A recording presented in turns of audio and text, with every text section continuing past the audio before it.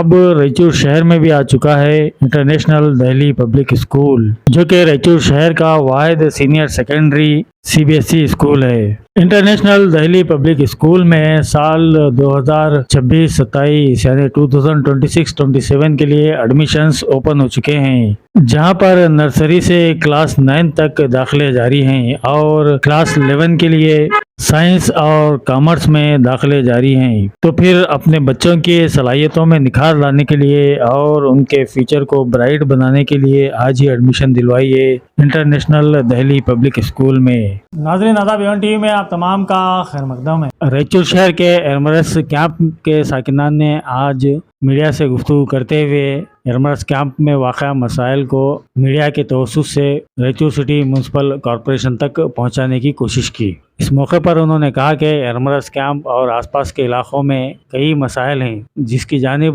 Corporation तवज्जो नहीं दे रहा है, जिसकी वजह से ऐसा लगने लगा है कि क्या एरमरस कैंप कॉरपोरेशन के तहत आता है या फिर किसी ग्राम पंचायत के तहत। खुसूसी तौर पर इस मौके पर पीने के पानी के मसले को शिद्दत के साथ उठाया गया। बताया जाता है कि यहाँ पर पीने के पानी की शदीद तकलीफ है, चुनाचे कॉरपोरेशन से अपील की गई है कि जल्द अज जल्द पीने के पानी की सरबराही के लिए मौसर इंतज़ाम करे। बस सूरत दीगर ज़बरदस्त एहतजाज मुनज़्ज़म किया जाएगा। इस मौके पर वेलफेयर पार्टी के सिटी प्रेसिडेंट सैयद अंसार हुसैनी, नायब सदर मोहम्मद महमूद अली के अलावा साबिक़ा रुकन बल्दिया शमशा आलम, कांग्रेस के youth leader Zikro Khan, Vijay Kumar, B Devendra, Narayan Shetty, Chandrashekhar, Basavaraj Adri, L Sharana Gowda, Venkatesh Acharya, D S. Raju, Prakash और दीगर भी मौजूद थे। ನಮಸ್ಕಾರ.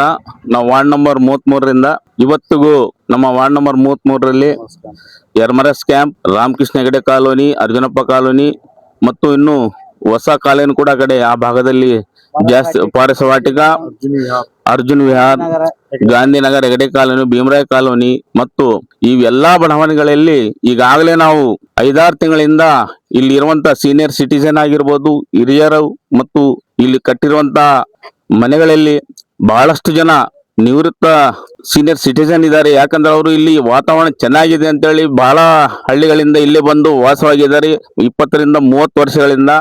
ಆದ್ರೂ ಕೂಡ ಇಲ್ಲಿ ಈ ನಮ್ಮ ಭಾಗದಲ್ಲಿ ಯಾಕಪ್ಪ ಅಂದ್ರೆ ಮೊದಲನೇದಾಗಿ ಇಡೀ 35 ವಾರ್ಡ್ಗಳಲ್ಲಿ ಅತಿ ಹೆಚ್ಚು ನಮ್ಮ ಮಹಾನಗರ ಪಾಲಿಕೆಗೆ ಟ್ಯಾಕ್ಸ್ ಬರ್ಬೇಕಂದ್ರೆ ಅದು ನಮ್ಮ ವಾರ್ಡ್ ನಂಬರ್ 33 ಅಂತ ನಾನು ಹೇಳಕ್ಕೆ ಇಚ್ಛೆ ಬಯಸ್ತೇನೆ. ಯಾಕಂದ್ರೆ ನಮ್ಮ ಇಲ್ಲಿ ಇರುವಂತ ಬಡಾವಣೆಯಲ್ಲಿ ಸಾರ್ವಜನಿಕರು ಹೆಂಗಿದ್ದಾರೆ ಅಂದ್ರೆ ಮಾರ್ಚ್ ಏಪ್ರಿಲ್ ಬರೋಷ್ಟರಲ್ಲೇ ಎಲ್ಲ ರೆಡಿಯಾಗಿ ಮೊದಲೇ ಹೋಗಿ ಕಟ್ಟಿ ಬಂದಿರ್ತಾರೆ.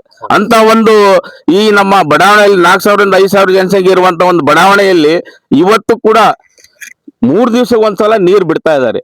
ಇವತ್ತು ಇಲ್ಲಿ ನೋಡ್ತಾ ಇದ್ರೆ ತಾವೆಲ್ಲರೂ ಎಲ್ಲ ಹಿರಿಯರು ವೃದ್ಧರಿದ್ದಾರೆ, ಎಲ್ಲರೂ ಇದ್ದಾರೆ. ಅವರು ಮನೆಯಲ್ಲಿ ಮಕ್ಕಳು ಇದಾರೋ ಇಲ್ಲವೋ ಬೇರೆ ಬೇರೆ ಕೆಲಸಗಳಲ್ಲಿ ಬೇರೆ ಬೇರೆ ಇದರಲ್ಲಿ ಇದ್ದಾರೆ ಊರಲ್ಲಿ. ಆದ್ರೂ ಕೂಡ ಅವರಿಗೆ 3 ದಿವಸಕ್ಕೆ ಒಂದ್ಸಲ ನೀರು ಕೊಟ್ರೆ ಅವರು ಎಲ್ಲಿಗೆ ಹೋಗ್ಬೇಕು? ನೀರಿಲ್ಲ ಅಂದ್ರೆ ಫಸ್ಟ್ ಮೊದಲನಾಗಿ ನೀರಿಂದನೇ ಪ್ರಾರಂಭ ಆಗೋದು ಮನೆಯಲ್ಲಿ. ಆ ನೀರಿದ್ದರೆ ಎಲ್ಲ ಅನುಕೂಲ.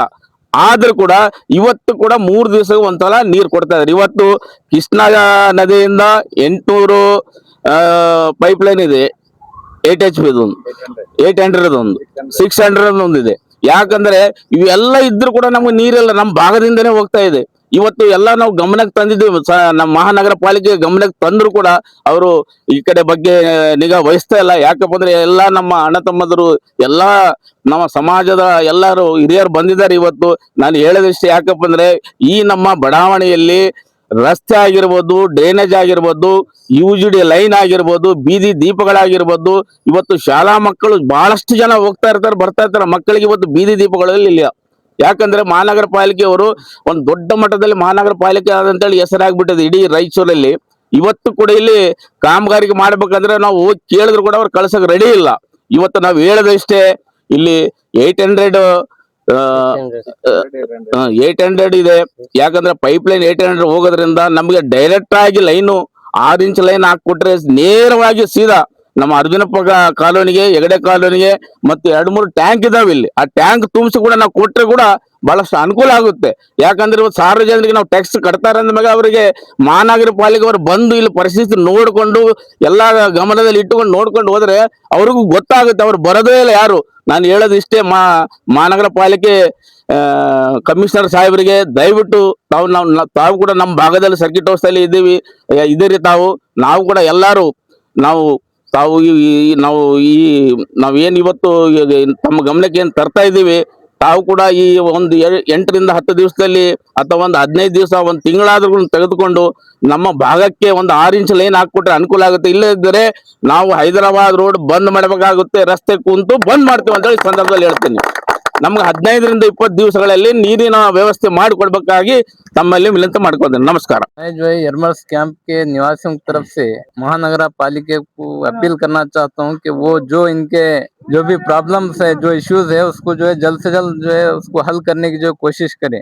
ऐसा मालूम होता है, हालांकि यरमर्स कैंप वार्ड नंबर 33 है, लेकिन महानगरा पालिका ऐसा मालूम होता है वो अभी भी इसको पोतगल पंचायत का हिस्सा समझता है। इसके साथ जो है सौतेला सलूक किया जा रहा है। यहाँ पर ना सड़कें सही है, ना जो है स्ट्रीट लाइट्स का इंतजाम है, और ना जो है पानी की सप्लाई को लेकर जो है खास तौर से बुजुर्ग शहरी यहाँ पर इस वक्त जमा है, वो पीने के पानी को लेकर जो है बहुत परेशान है। और इसीलिए मैं म्युनिसिपल कमिश्नर से अपील करता हूं कि वो जल्द से जल्द, जबकि इससे पहले वो आपको मेमोरेंडम दे चुके हैं इस सिलसिले में, लेकिन अभी तक इस पर कोई कार्रवाई नहीं हुई, तो म्युनिसिपल कमिश्नर से हमारी अपील है कि वो 10 से 15 दिन के अंदर यहाँ के इमीडिएट फौरी तौर पर जो है यहाँ के पानी का मसला हल करें, वरना जो है यहाँ के लोग म्युनिसिपल कमिश्नर के ऑफिस का घेराव करने के लिए तैयार हैं। बस मेरी जो है एक बार फिर अपील है म्युनिसिपल कमिश्नर से। हाँ, लेटर इससे पहले मेमोरेंडम दे चुके हूँ, लेकिन अभी तक कोई कार्रवाई नहीं हुई, और 10-15 दिन के अंदर अगर यहाँ पर पानी का मसला हल नहीं हुआ, पीने के पानी का, तो जो है यहाँ के लोग जो है म्युनिसिपल कमिश्नर के ऑफिस का घेराव करेंगे। और दूसरी बात, पूरे रायचूर सिटी में जो पाइपलाइन है बहुत पुरानी हो चुकी है, और कई पाइपलाइंस बिल्कुल नालियों के बाजू, ड्रेन्स के बाजू जो हैं, वो बारिश जब आता है उस वक्त जहाँ कहीं लीकेज होता है पाइपलाइंस में, वो पानी और नालियों का पानी मिलकर जो है कई कालरा ऐसे वैसे बीमारियां पैदा होते हैं। इससे पहले जो है 2-4 लोग इसी गंदे पानी के पीने की वजह से खत्म हो चुके हैं, लेकिन अभी तक जो है म्युनिसिपल कॉर्पोरेशन जाग नहीं रहा है। इस सिलसिले में भी हमें जो है हमारी म्युनिसिपल कमिश्नर से अपील है कि वो जल्द से जल्द इस पर कार्रवाई करें। ನೀರಿಂದು ಸಮಸ್ಯೆ ಒಂದಾದ್ರೆ ಇಲ್ಲಿ ರಸ್ತೆ ಮತ್ತು ಬೀದಿ ದೀಪ, ಆಮೇಲೆ ನಮ್ಮ ಒಳಗಡೆ ಬರ್ತಕ್ಕಂತ ಸಿಟಿ ಬಸ್ಗಳು ಅವು ಕೂಡ ಅಷ್ಟೊಂದಿಲ್ಲ, ಬೆಳವಣಿಗೆ ಅಷ್ಟು ಬಸ್ಗಳು ಬರ್ತಾ ಇದೆ. ಸಾಕಷ್ಟು ಜನರಿಗೆ ಸಮಸ್ಯೆ ಆಗ್ತಾ ಇದೆ. ಏನೋ ತಮ್ಮ ವಾಹನ ಸಪರೇಟ್ ಆಗಿದ್ದವರು ಅವರು ತಮ್ಮ ವಾಹನದಲ್ಲಿ ಹೋಗ್ತಾರೆ ಪ್ರೈವೇಟ್ ಆಗಿ. ಆದ್ರೆ ಈಗ ರಾತ್ರಿ ಹೊತ್ತು 11 ಗಂಟೆ ಮೇಲೆ ಊರಿಂದ ಬಂದವರಿಗೆ, ಆಮೇಲೆ ಎಲ್ಲಿಂದ ಕೆಲಸ ಮುಗಿಸ್ಕೊಂಡ್ ಬಂದವರಿಗೆ ಇಲ್ಲಿ ಬರಬೇಕು ಅಂತಂದ್ರೆ ಕನಿಷ್ಠ ನಾವು ಏನು ಆಟೋಕ್ಕೆ ಇಲ್ಲಿ 400-500 ರೂಪಾಯಿ ಕೊಡ್ಬೇಕು ಆಟೋಕ್ಕೆ. ಇಲ್ಲಿ ಬರಬೇಕಾದ್ರೆ ಆಟೋದೊಂದೇ ಸಮಸ್ಯೆ ಅಲ್ಲ, ಅವ್ರದ್ದು ನಡಿಬೇಕು ಇಲ್ಲಂತಿಲ್ಲ. ಆದ್ರೆ ಏನದೆ ಇಲ್ಲಿ ಬಸ್ಸಿನ ಒಂದು ಸಮಸ್ಯೆ ಕೂಡ ಆಗಿದೆ. ಆಮೇಲೆ ಬೀದಿ ದೀಪ ಇಲ್ಲ. ಆಮೇಲೆ ರಸ್ತೆ ನಮ್ಮ ಕ್ಯಾಂಪ್ ಒಳಗಡೆ ಬರಬೇಕಾದ್ರೆ ಮುಖ್ಯವಾಗಿ ಅಲ್ಲೇ ನಮಗೆ ಏನಪ್ಪಾ ಅಂದ್ರೆ ರಸ್ತೆ ಹದಗೆಟ್ಟು ಹೋಗ್ಬಿಟ್ಟಿದೆ. ಮಳೆಗಾಲ ಬಂತು ಅಂತಂದ್ರೆ ಅಲ್ಲಿ ಟೈರ್ ಸಿಗಿ ಬೀಳೋದು, ಆಮೇಲೆ ಕಾರ್ ಸಿಗಿ ಬೀಳೋದು, ಇದೆಲ್ಲ ಈಗಾಗಲೇ ಅವಘಡ ಆಗ್ಬಿಟ್ಟಿದೆ. ಆಮೇಲೆ ಆಕ್ಸಿಡೆಂಟ್ ಕೂಡ ಆಗಿದೆ, ಎಷ್ಟೋ ಜೀವಗಳು ಹೋಗಿದ್ದಾವೆ ಕ್ಯಾಂಪ್ ಕ್ರಾಸ್ ಹತ್ರ. ಅದ್ರ ಬಗ್ಗೆ ಸ್ವಲ್ಪ ಗಮನ ತಗೋಬೇಕು ಇದಕ್ಕೆ ಸಂಬಂಧಪಟ್ಟ ಅಧಿಕಾರಿಗಳು. ಆಮೇಲೆ ಚಿಕ್ಕ ಮಕ್ಕಳಿಗೆ, ಆಮೇಲೆ ಹಿರಿಯ ಇವರಿಗೆ ಜನರಿಗೆ ಇಲ್ಲಿ ಒಂದು ಕೂಡ್ಲಿಕ್ಕೆ, ಆಮೇಲೆ ಆಡ್ಲಿಕ್ಕೆ ಹುಡುಗರಿಗೆ ಒಂದು ಗಾರ್ಡನ್ ಮಾಡೋಕೆ ಎಷ್ಟೋ ಸಾಕಷ್ಟು ಇಲ್ಲಿ ಜಾಗ ಇದೆ, ಸರ್ಕಾರಿ ಜಾಗ. ಅದನ್ನೇಪ ಯುಟಿಲೈಸ್ ಮಾಡ್ಕೋಬೇಕಂತ ಹೇಳಿ ನಮ್ದೊಂದು ಅಭಿಪ್ರಾಯ, ಮತ್ತು ಎಲ್ಲರ ಪರವಾಗಿ ಈ ಒಂದು ಮಾತನ್ನು ಹೇಳ್ತಾ ಇದ್ದೇನೆ. नमस्ते सभी को।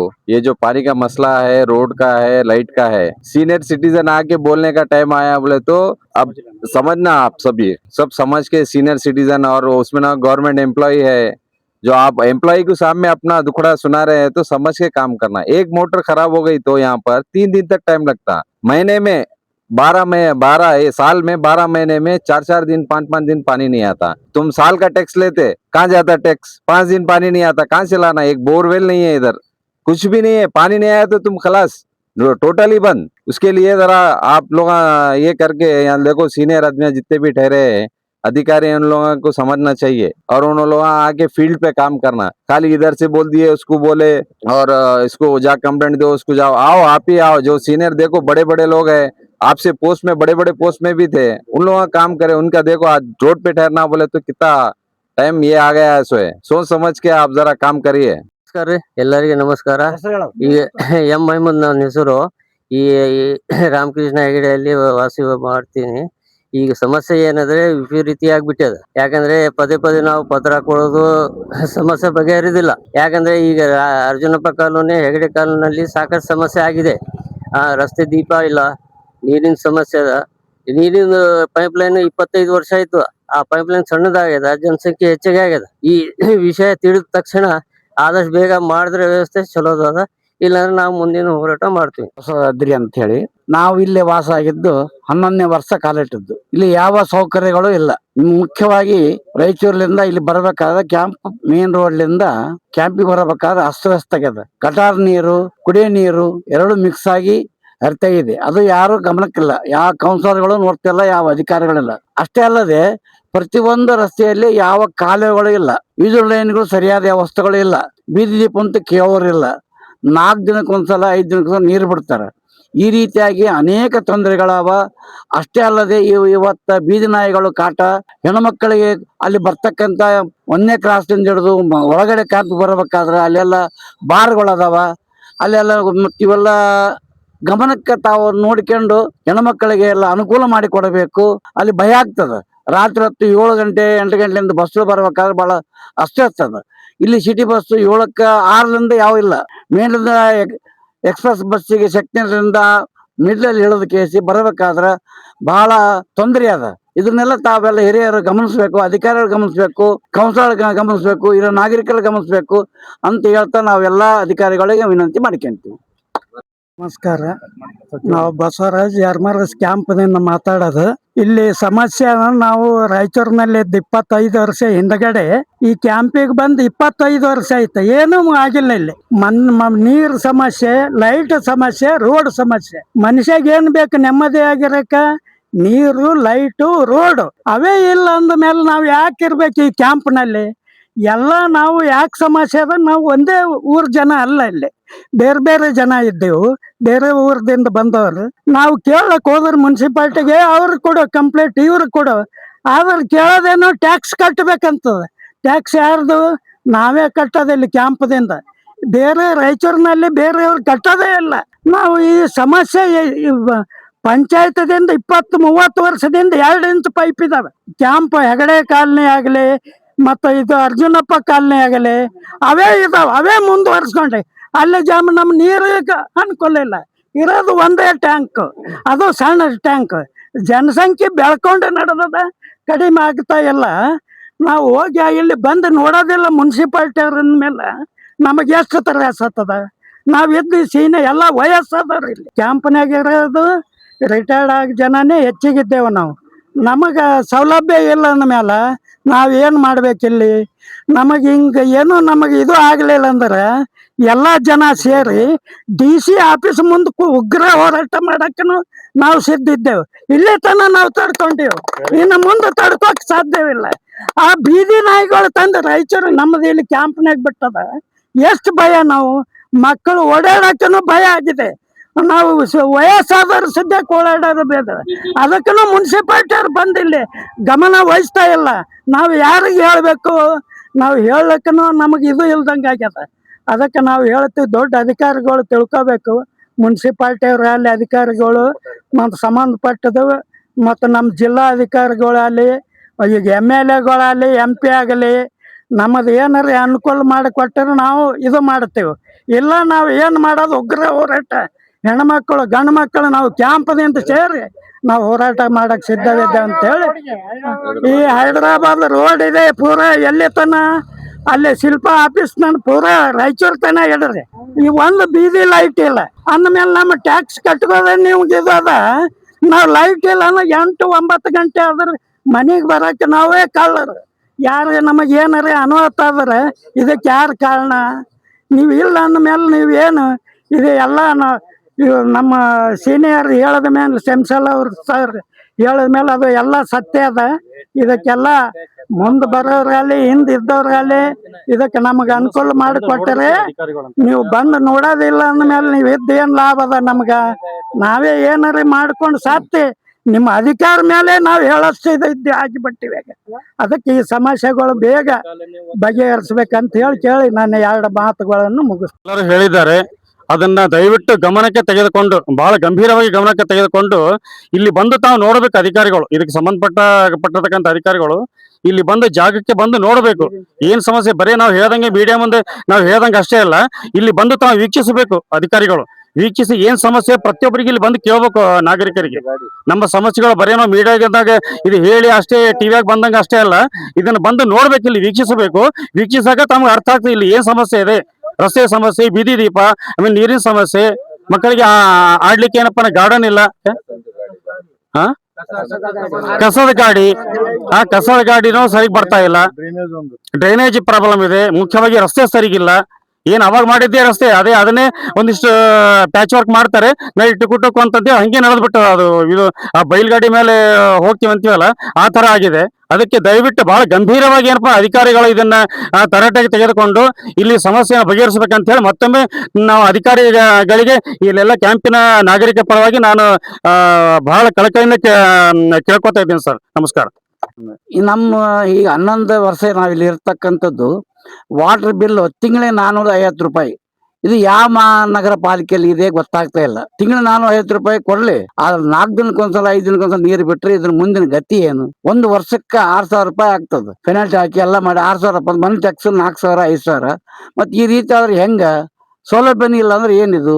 ಇಡೀ ರಾಯಚೂರೊಳಗೆ ಇಲ್ಲದಂತ ರೇಟ್ ನಮ್ಮ ಪಾರಸ್ವಾಟಿಕ್ನಾಗ ಇದೆ. ಇದನ್ನ ಎಲ್ಲರೂ ಗಮನ ಹರಿಸ್ಬೇಕು, ಎಲ್ಲಾ ಕೌನ್ಸಿಲರ್ ಗಮನಿಸ್ಬೇಕು, ಅಧಿಕಾರಿಗಳು ಗಮನ ಹರಿಸ್ಬೇಕು. ಎಲ್ಲಾ ಸಾರಿ ಒಂದೇ ರೀತಿ ಮಾಡ್ರಲ್ಲ, ಯಾರು ಬೇಡ ಅಂತಾರ? ಇದನ್ನ ಸರಿಯಾಗಿ ತಿಳ್ಕೊಂಡು ವಿಚಾರ ಮಾಡಂತ ವಿನಂತಿ.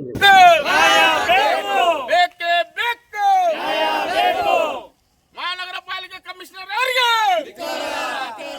ಮಹಾನಗರ ಪಾಲಿಕೆ ಕಮಿಷನರ್ ಅವರಿಗೆ, ಮಹಾನಗರ ಪಾಲಿಕೆ ಕಮಿಷನರ್ ಅವರಿಗೆ ಬೇಕೇ ಬೇಕು, ಬೇಕೇ ಬೇಕು. किचन से आवाज चिकन कुकड़ू को, तेरी भूख का इलाज चिकन कुकड़ू। शहर रायचूर में पहली मर्तबा चिकन पकोड़ा पर इतना शानदार, जानदार और मजेदार ऑफर है। चिकन पकोड़ा 1 केजी खरीदने पर 1 केजी बिल्कुल मुफ्त, आधा केजी खरीदने पर आधा केजी बिल्कुल मुफ्त, पाव केजी खरीदने पर पाव केजी चिकन पकोड़ा बिल्कुल मुफ्त। तशरीफ लाइए नोमान भाई स्किनलेस चिकन पकोड़ा सेंटर और नोमान भाई चिकन सेंटर, मछली बाजार, अशोका रोड, रायचूर। 1 किलो लिए तो 1 किलो फ्री।